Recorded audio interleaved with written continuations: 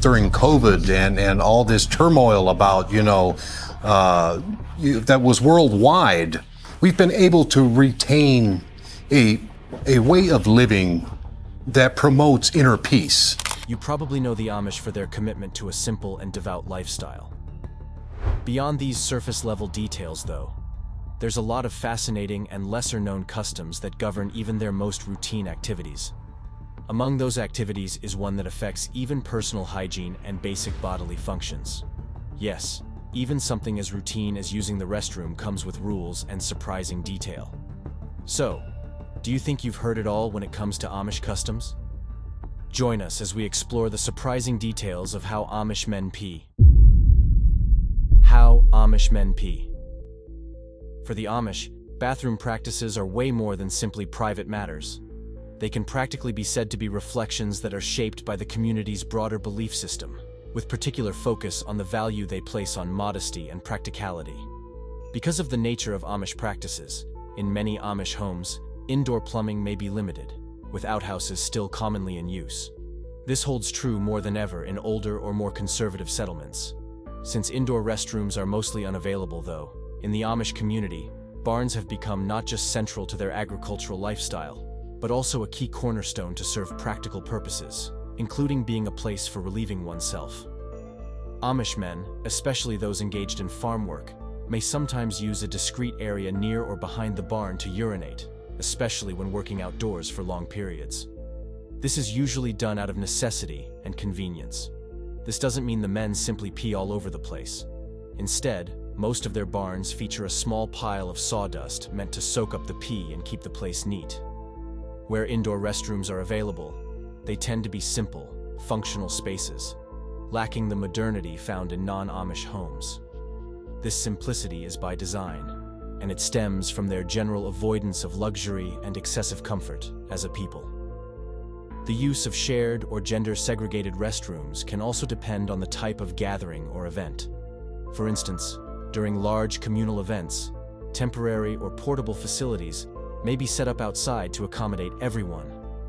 The same practicality applies to hygiene practices, with water often drawn from wells and electricity from non-traditional sources like propane or gas generators, if permitted by the community's ordnung, which are the rules that guide the behavior of the Amish community.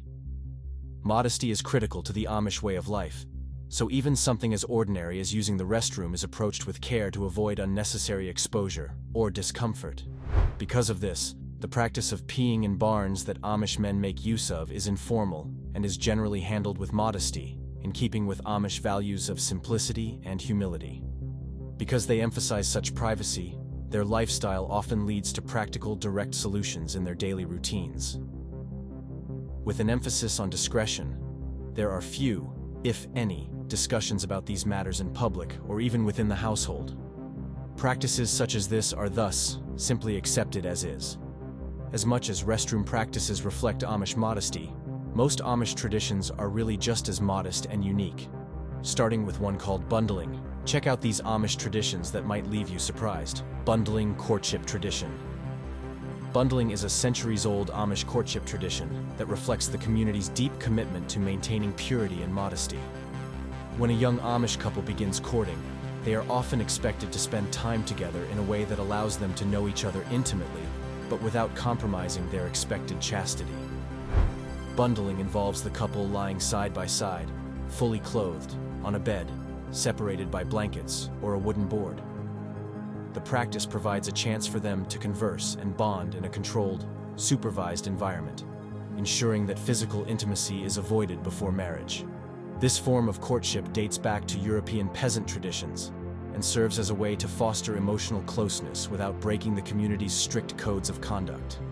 It might seem like an outdated ritual, but bundling still holds significance for many Amish families, reinforcing the values of trust, faith, and morality. Young couples are often permitted to court for months or even years before marriage, giving them the opportunity to build a strong emotional foundation. The Amish view bundling as an expression of respect for one another and their future life together, symbolizing the delicate balance between closeness and restraint. As couples move from courtship to adulthood, however, they must navigate a different rite of passage in Amish culture entirely, as you'll see. Rumspringa, a rite of passage. Rumspringa, which translates to running around, is a period of freedom granted to Amish youth as they transition into adulthood. Typically beginning at age 16, this rite of passage allows young people to explore life outside the strict confines of their community, including engagement with the modern world. During Rumspringa, they are permitted to experience things that are usually forbidden, such as driving cars, using technology, and dressing in non-Amish clothing.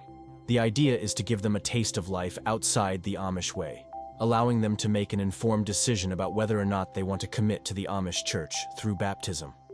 While some people view Rumspringa as an open door to rebellion, the Amish see it as a vital period of self-discovery. It offers young Amish folks an opportunity to choose their own path freely. It says a lot that many return to the fold after this period. Of course, some choose to leave the community permanently as well, but those who leave often face challenges in adjusting to life outside the community. For those who remain, their commitment to Amish life becomes even stronger. However, this rite of passage has its complexities. The outside world can expose young Amish to temptations that lead to difficult choices, and there have been concerns expressed about how it could affect the young one's perception of their own identity and values. In spite of these concerns, Rumspringa remains a crucial part of Amish life. To understand why, take a quick look at who the Amish are and what their history is. Introducing the Amish.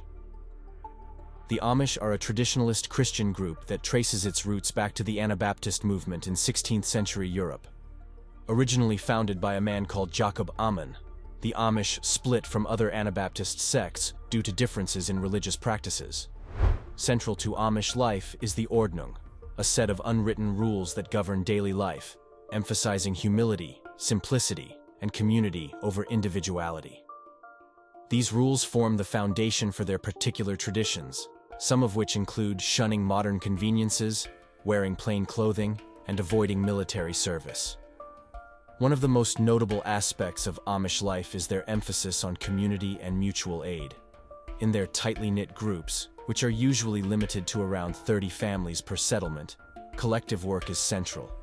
Barn raisings, for example, are a quintessential symbol of this spirit, where the community comes together to help a family build or repair a barn in a single day. Their customs are based on biblical teachings, with a strong emphasis on living a life that is pleasing to God by rejecting pride, vanity, and materialism. The Amish, however, have faced significant challenges throughout their history. They fled persecution in Europe, eventually finding refuge in North America in the 17th and 18th centuries. Today, while their way of life continues to thrive in parts of the United States and Canada, they encounter modern pressures such as government regulations, especially concerning education and health because of their unique way of life. Additionally, concerns about the treatment of women and the community's insular nature have drawn attention. Nonetheless, the Amish remain steadfast in preserving their traditional way of life. From this, it's clear that the Amish are a deeply rooted community with traditions that offer a strong sense of identity and cohesion. But perhaps, that's where it gets dangerous for some of their number, especially women. Here's what's happening. The treatment of Amish women. Though the Amish are known for their tight-knit communities and strong values, there are significant concerns regarding the treatment of women. The patriarchal structure of Amish life, in which men hold authority over family and community matters, often places women in vulnerable positions. Gender roles are strictly defined, with women expected to manage the household, raise children, and submit to their husbands. This dynamic can create an environment where abuse, whether physical, emotional, or sexual, can go unchecked. There have been reports and allegations of abuse within Amish families, ranging from domestic violence to sexual assault. These issues are only worsened by the community's emphasis on privacy and internal resolution of disputes. The Amish often handle such matters within the church, avoiding law enforcement or external intervention. As an example, victims of abuse may be encouraged to forgive their abusers rather than seek justice, as the Amish place a high value on forgiveness and reconciliation. Because of this, many cases of abuse go unreported, leaving survivors without proper support or a path to follow. These concerns have led to increased scrutiny from the outside world, with some former members and advocates calling for reforms to protect Amish women and children. However, due to the insular nature of the community, progress has been slow. For many Amish women, the struggle for autonomy and safety remains a silent battle, hidden behind the community's desire to maintain its way of life. While concerns about the treatment of women cast a shadow over Amish life, there are other aspects of the community that folks like you would likely find jarring. Like this one, use of technology by the Amish. The Amish are often characterized by their rejection of modern technology, but their approach is much more nuanced than a complete ban. Rather than rejecting technology outright, the Amish actually selectively adopt or modify it based on whether it aligns with their values. The key factor in their decision-making is whether the technology will disrupt their community's core principles of simplicity, humility, and separation from the outside world. For example, while most Amish communities forbid owning cars, they may allow the use of tractors for farm work if it doesn't lead to excessive dependency on modern conveniences. Similarly, telephones are often placed in communal locations, like a barn or shared phone booth, rather than in individual homes, preventing them from interfering with family time and community interaction. Electricity, powered by public utility lines, is generally forbidden, but some Amish communities use alternative energy sources like solar power or gas generators to meet their basic needs. The Amish are particularly cautious about technology that might encourage vanity, laziness, or isolation. Television, radio, and internet are typically banned because they are seen as distractions that promote worldly values and diminish face-to-face interactions. However, some Amish businesses use technology such as computers or cell phones to operate effectively, especially when dealing with non-Amish customers. These exceptions are carefully regulated and often require permission from community leaders. This is but one example illustrating the delicate balance the Amish strive to maintain between preserving their traditions and adapting to necessary changes in the modern world. Yet, when a member strays too far from the values in this and other practices, the much-feared practice of Maidong comes into play as a punishment. The serious practice of Maidong. Maidong, or shunning, is one of the most serious forms of discipline within the Amish community. It is used when a baptized member of the church violates the ordnung and refuses to repent. Contrary to what it may seem like, the goal of Maidong is not to punish, but to bring the individual back into the fold through repentance. Those who are shunned are often cut off from social and economic interactions with the community, including family members. This form of discipline is particularly painful because the Amish value community and family ties above all else. Being shunned means being isolated from the people you've grown up with, worked alongside, and prayed with. Even a shunned spouse may not share meals with their partner, and business dealings with the person must cease.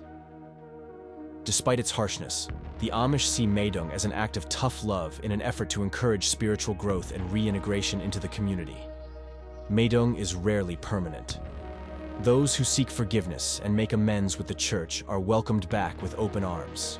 However, for those who do not return, the effects can be long-lasting, leading to a complete severing of ties with their former life. While Maidong is a strict measure, it reinforces the Amish commitment to unity, conformity, and adherence to religious values. Another measure, though less strict, that they use to enforce these particular values include their use of language in a way that preserves their heritage. The unique approach to language by the Amish. The Amish community is multilingual, with most members speaking 3 languages: Pennsylvania Dutch, English, and High German. Each of these languages serves a specific role in their daily lives, reinforcing their connection to their heritage, faith, and the wider world. Pennsylvania Dutch, a dialect of German, is the primary language spoken at home and within the community. It is a living link to their ancestors and reflects their cultural roots in the German-speaking regions of Europe. This language serves as a marker of identity, setting them apart from the outside world while fostering communication and unity within the community. High German, often referred to simply as German by the Amish, is used in religious settings, especially in church services and hymnals. It is considered a sacred language, one that connects them to their faith and religious texts. The use of High German is significant because it marks the Amish emphasis on tradition, as this language has been preserved for centuries as part of their religious practice. English is primarily used when dealing with non-Amish individuals and in more formal settings, such as in business or legal matters. Amish children are taught English in school, ensuring they are able to interact with the broader society when necessary. However, the use of English is kept to a minimum within the community to maintain their distinct cultural identity. The Amish believe that their unique linguistic practices help protect their way of life from outside influences and preserve the bonds that hold their community together. As much as language connects them to their past, so too does their shared education connect them to the same set of values, different as it may be. Amish educational systems. Education in the Amish community is distinct from the mainstream American system, once more placing emphasis on their fundamental beliefs in simplicity and practicality. Amish children typically attend one-room schoolhouses, where they are taught by Amish teachers, who are usually young women who have completed only an 8th grade education themselves. Schooling typically ends at 8th grade, around the age of 14, after which students are expected to help with family work or learn a trade. The Amish see formal education beyond this point as unnecessary, believing that practical skills and religious teachings are more valuable for their way of life. The curriculum in Amish schools focuses on basic subjects such as reading, writing, arithmetic, and German, the language of the church. Religion and moral instruction are also integral parts of the education system. There is no emphasis on higher education or subjects like science and technology, which are considered distractions from the simple, godly life the Amish strive to lead. While Amish education claims to instill strong work ethics and community values, it has long been a point of contention with government authorities. In 1972, the U.S. Supreme Court case Wisconsin versus Yoder upheld the right of the Amish to end formal education after 8th grade, citing religious freedom. However, this decision has raised concerns about whether Amish children are being adequately prepared for life, especially if they choose to leave the community. Critics have argued that limiting education restricts opportunities for the children and reinforces the community's insularity, unfairly so. Despite these debates, the Amish maintain that their educational practices are essential to preserving their traditions. Yet, even as they limit exposure to certain influences, their education is not the only thing that's restrained. Everything from their dressing code to their taste in music is specially curated. Music in the Amish community. Music holds a reserved but meaningful place in Amish culture. While singing is encouraged, especially in religious settings, the use of musical instruments is generally discouraged or outright forbidden. The Amish believe that instruments can promote pride and individualism, qualities that contradict their core values of humility and simplicity. Instead, the community emphasizes vocal music, with hymns and religious songs playing a central role in worship and social gatherings. Amish hymns, known as slow tunes, are often sung in High German during church services. These hymns are slow and solemn, showing the Amish focus on meditation and spiritual reflection rather than entertainment.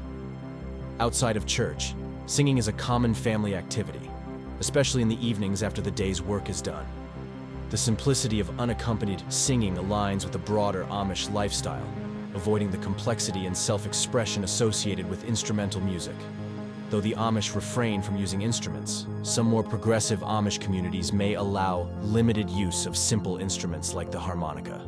However, this is rare, and even these allowances are made with great caution to ensure they do not disrupt the community's values. For the most part, the Amish prefer to keep their musical practices as plain as possible, in keeping with their overall value system. After all, from their approach to music to their distinctive clothing, every aspect of Amish life is governed by a desire to live simply and devoutly.